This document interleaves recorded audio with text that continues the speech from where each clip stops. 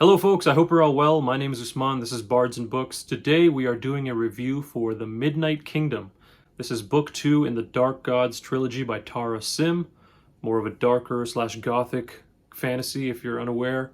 The first book, The City of Dusk, I enjoyed immensely. I gave it 5 stars, so I had to continue with the series, and this is an arc that I picked up from NetGalley. The book will be published officially on August 22nd. Let's get into some of the aspects that made this really enjoyable first. So first of all, from book 1, where we spend all our time in one city, the city of Nexus, here we really venture out, we explore this whole map, the whole world, which is something that I was waiting for and expecting in this one. So I'm glad it delivered in that sense. Yeah, all our main characters kind of get split up here. They're in different parts of the globe. If not, they're in different realms. We get introduced to all the other realms here too. We get introduced to a lot more new characters here, some really interesting people.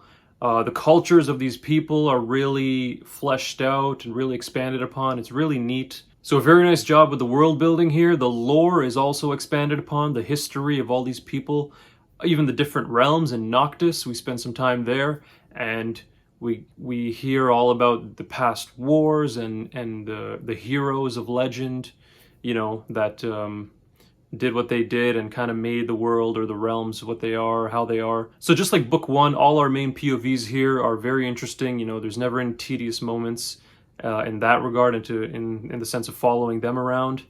They're all cool. My favorite in this book would have to be Rishi, the necromancer, because of the realm that she's in and the stuff that she goes through.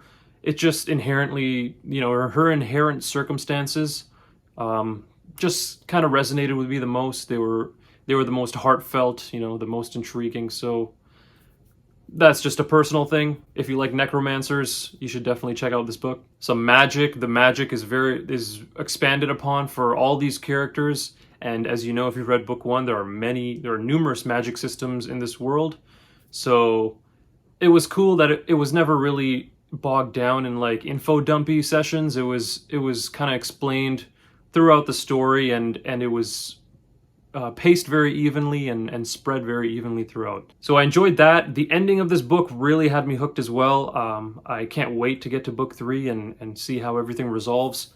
But why don't we get into some of the negatives now? So like I said, the characters go through some growth here in terms of magical abilities, developing their abilities. There did seem to be a lack of character growth, and that brings me to my next point. The main point here is that this novel felt very YA. It felt like I was reading almost a purely YA novel.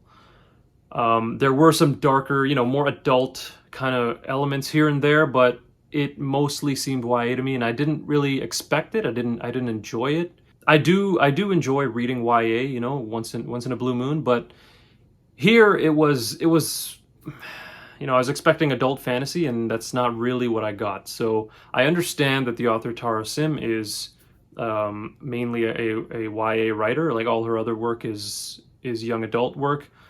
This is her first foray into adult fantasy from what I understand. So it's kind of understandable, but still a bit of a disappointment. So just know that going into this, it does feel very YA. The characters, there were a couple characters that I remember that I didn't feel had a strong enough place in the story. I mean, it felt like they were kind of just along for the ride to be like a romantic partner for our main characters. And I guess I'll shift to the other aspect that I really didn't like here was the romance. The romance in this book, it's too much. It gets a lot more page time compared to the first book. And yeah, it just, again, ties into the whole YA feel that it had. I'm not a huge fan of romance, but, in a lot of the books I read, the romance it's not too bad. I don't cringe. I don't kind of get annoyed with it. Here, I kind of did. So I didn't like more of the focus there, but those were the main problems that I had, and that's what kind of brought the rating down for me. I'm really hoping by book 3 we'll get back to more of an adult feel in this world, or in this story with these characters and this plot.